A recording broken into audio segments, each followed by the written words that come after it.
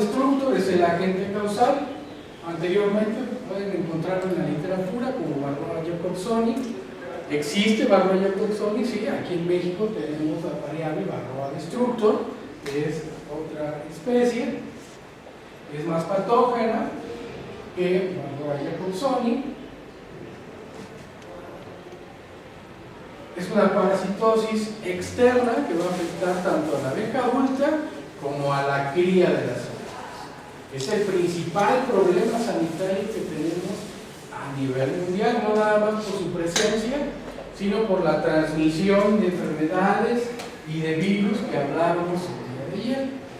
Se alimenta de los nutrientes de las larvas y de las abejas adultas.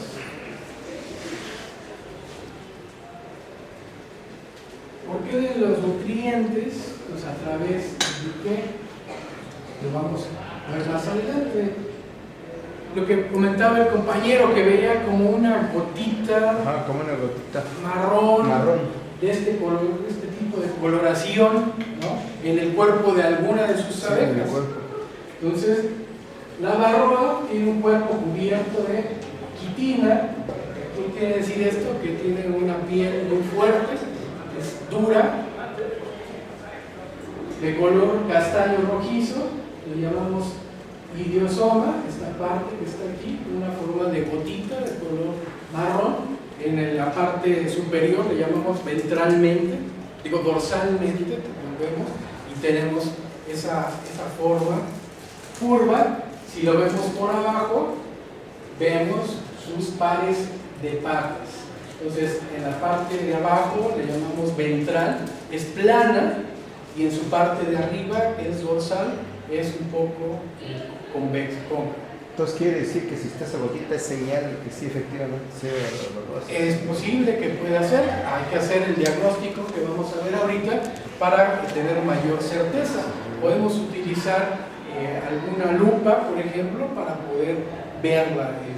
Uno que ya con cierto grado de miopía, astigmatismo, pues ya le cuesta más trabajo observarlo en campo, pero con la ayuda de una lupa lo podemos observar, y ahorita más adelante vemos la técnica de lavado para cerciorarnos básicamente. A veces en apiario lo podemos observar, pero si no estamos acostumbrados podemos ver la varroa pase por ahí. Entonces, esa es su forma, ¿no? Dorsalmente está ovalado y ventralmente es plano, y ahí tiene sus pares de patas. Y aquí en su cabeza, ¿sí?, tiene dos estructuras que le llamamos quelíceros, que son estructuras que van a lesionar y perforar la membrana, el exoesqueleto de las abejas, y poder alimentarse de los nutrientes. Además, el cuerpo de la varroa está provisto de vellosidades.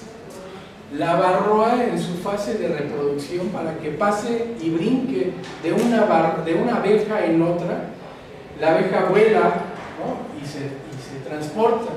Pues las vellosidades del ácaro le ayudan para amarrarse con las vellosidades de la abeja y pueda sujetarse con mayor facilidad. No se cae fácilmente. Se sujeta fuertemente y las vellosidades le ayudan a no estar deslizándose de manera sencilla. Posee 4 pares de patas, las 2 anteriores tienen funciones táctiles, se sujetan, el resto son olfativas y para locomoción. Entonces, con estas se sujetan, estas son las olfativas, y aquí es la estructura que les decía que se llaman quelíceros. Aquí con estas estructuras perforan el exoesqueleto de las abejas. También tienen una metamorfosis, hemimetábola, que es muy parecido a otros insectos. ¿Cuál es la diferencia de la metamorfosis o la metábola que tienen las abejas? La metamorfosis de la abeja, ¿cómo es? Larva, y después cambia a pupa y prepupa, ¿no?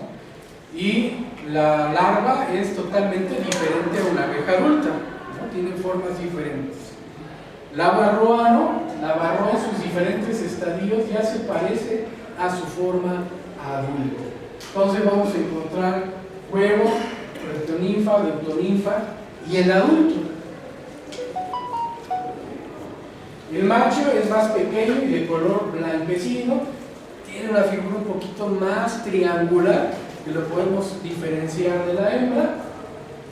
Este es el macho y estas son las hembras. Tienen un cuerpo más ovalado las hembras, son más grandes y los machos son más pequeños y triangulares.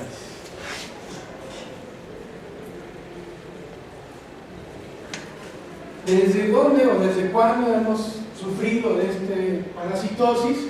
Bueno, la Enácaro varroa destructor se encontró por primera vez en las islas de Java, en Asia, y fue desplazándose, fue migrando a través de los años por su fase reproductiva, que le llamamos fase forética, en el cual los ácaros pueden ir brincando de abejas adultas, de enjambre en enjambre. En México fue identificada en 1992. Si vemos su dispersión mundial de 1904, 1912, en el mapa vamos a ir viendo cómo se van a ir pigmentando todos los países en los cuales se fueron encontrando o diagnosticando la varroa desde la isla de Java. Y así, desde esos años hasta el 92, que fue identificada aquí. Entonces vean la capacidad que tiene la varroa para poder desplazarse a lo largo de los años. No se ha podido de verdad eliminar totalmente, está ahí controlando nada más. Es un problema que no podemos erradicar como otras campañas. Por ejemplo, no me dejarán mentir mis compañeros de campañas, ¿no? Es más fácil poder implementar barridos y poder erradicar alguna enfermedad de otra especie que poder erradicar la varroa. ¿Por qué es tan difícil erradicar la varroa? Uno, por la biología del lácteo. Dos, los enjambres.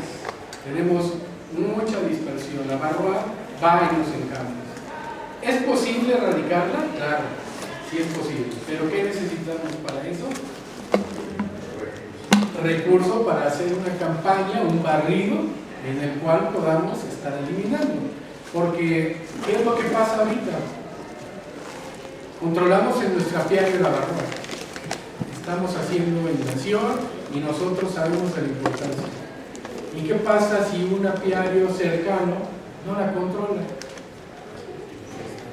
Vuelves a reinfestar. Esa es la problemática. Es por eso que no podemos erradicarla, pero sí podemos controlarla.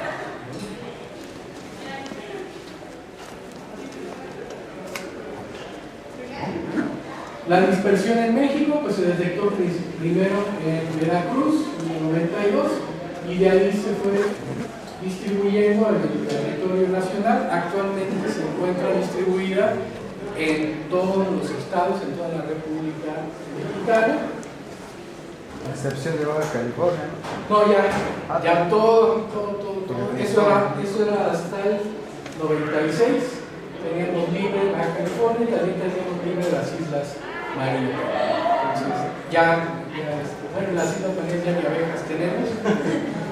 Hicimos una visita en 2012, 2013 tal vez, y ya no hay abejas ahí. Se mantenía libre, había un criadero de abejas reinas ahí en el reclusorio.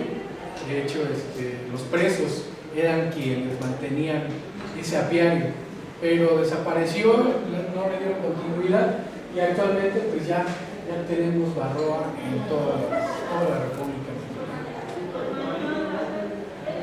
¿Por qué se distribuye o cómo fue la dispersión? Por importación, distribución de abejas reinas, movilización de material biológico, la migración propia de los enjambres es lo que dificulta poder controlarlo. La misma geografía de México, ¿no? Todas las sierras que tenemos, las sierras, es complicado estar recuperando los enjambres y eliminando la varroa de estos enjambres. Entonces, es un problema que tenemos que aprender a convivir con ella. Salud. Gracias.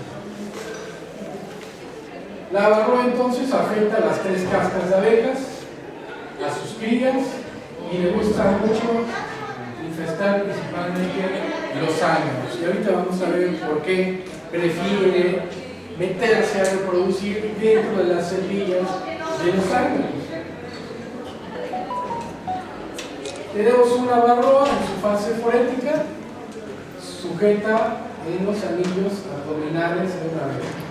Entonces empieza a aparecer la gotita de agua marrón que observó en su apiario, ¿no? Esta forma en la que podemos observar el cuerpo de las abejas. Decíamos que tiene 2 fases, una fase forética afuera de las celdillas y una fase reproductiva en el interior de las celdillas. Una abeja adulta que viene del campo, que trae pegada la varroa en su cuerpo, empieza a transitar sobre los bastidores. La varroa empieza a detectar larvas. Sabemos de que las larvas segregan feromonas.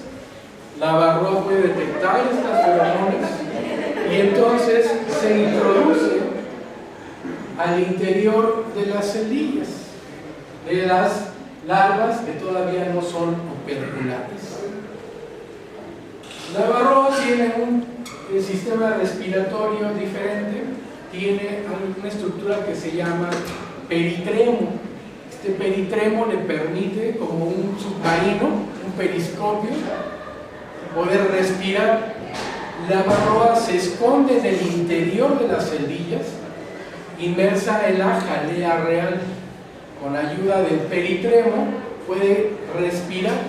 Es una forma de ocultarse de las abejas higiénicas que están alimentando o que están buscando algún factor de peligro en el interior de sus celdillas.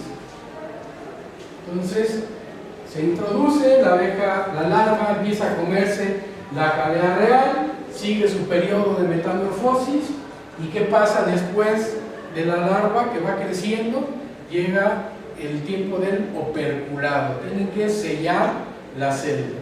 Entonces es en el momento en el cual la varroa que está fértil, que está fecundada, empieza a poner huevecillos, se alimenta del cuerpo de la larva. Una vez de que nacen en el interior de las celdillas, las demás varroas se reproducen en el interior de las celdillas y cuando termina el periodo de metamorfosis, eclosiona una abeja con varroas fértiles listas para iniciar su fase forética, que es salir sobre el cuerpo de una abeja y saltar a otra abeja. Y esta abeja va a ser nuevamente la que inicie el ciclo. Entonces tenemos una fase reproductiva en el interior de las colmenas y una fase forética en el exterior de las colmenas. ¿Recuerdan ustedes cuál es el periodo de metamorfosis de las abejas? ¿Cuántos días dura la metamorfosis de una obrera, por ejemplo?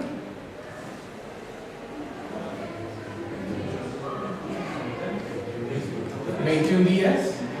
La reina, 16. Y el zángano, 24.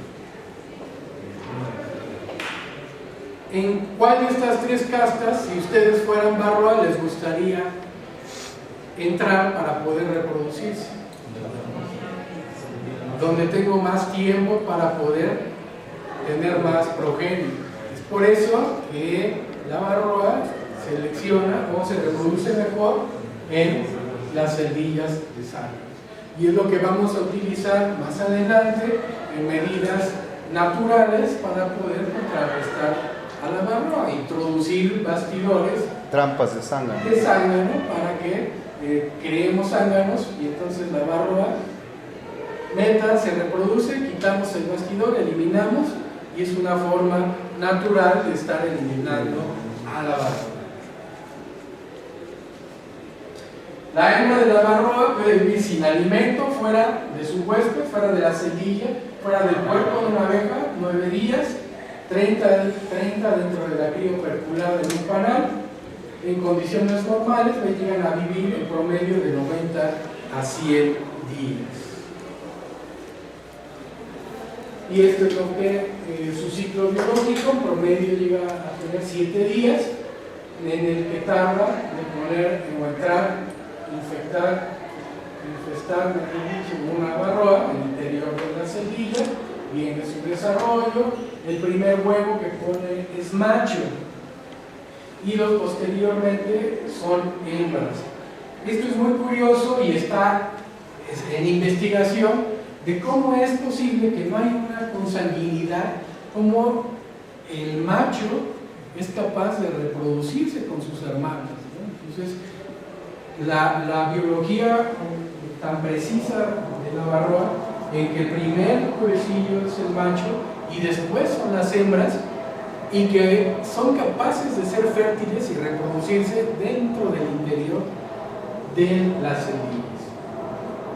Y es por eso que cuando pasa este tiempo se lleva el apareamiento y pueden llegar a salir una abeja obrera o de zángano con una gran cantidad. Algo curioso aquí que pasa, el macho cuando tiene su madurez sexual, el sistema, esos quelíceros con los cuales se alimenta, se transforman o se modifican en su aparato reproductor, y es por eso que se puede aparear con la barroa y con la hembra. Pero este aparato, estos quelíceros ya no regresan a ser otra vez un sistema de alimentación.